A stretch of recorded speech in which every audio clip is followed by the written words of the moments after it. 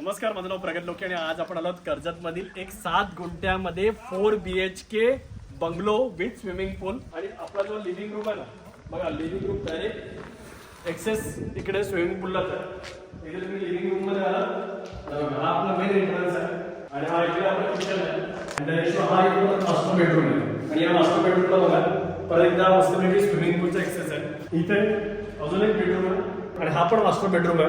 इथे बघा एवढी एम्प्टी स्पेस आहे ना, एक छोटासा गार्डन बनवलं जात आहे. आता या आपण फर्स्ट फ्लोअरला जाऊया. बघा हा पहिला मास्टर बेडरूम, कुठे लाईट लावायची गरज नाही.